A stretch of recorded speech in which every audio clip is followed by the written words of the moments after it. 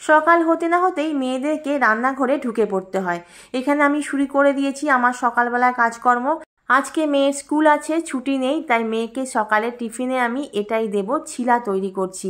তো এখানে পেঁয়াজ, ক্যাপসিকাম, আমার কাছে যা ভেজিটেবলস ছিল তো সেগুলো আমি হ্যান্ড চপারে করে একটুখানি চপ করে নিলাম। তো সেটা আমি ওটসের সাথে মিক্স করে কিছুক্ষণের জন্য রেখে দেবো। মেয়ে স্কুলে যাওয়ার সময় খুব তাড়া থাকে, তাই প্রথমেই আমি মেয়ের স্কুলে টিফিনটা তৈরি করে নিচ্ছি। তো ওকে আমি এখন ওটসের ছিলাই ওকে টিফিনে দেব।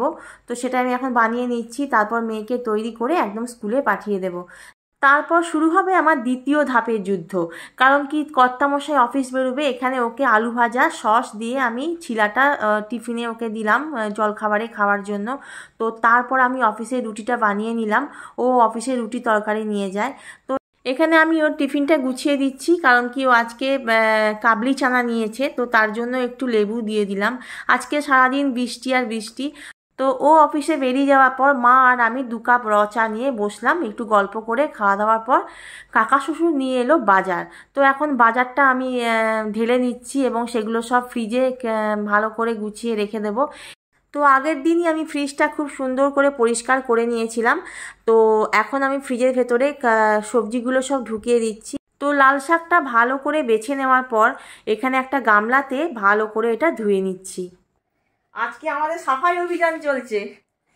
খাটের তলায় এত ময়লা, কিছুতেই খাটের তলার ময়লাগুলোকে বার করা যায় না। আজ নিয়েছি ঝুল ঝাড়ু,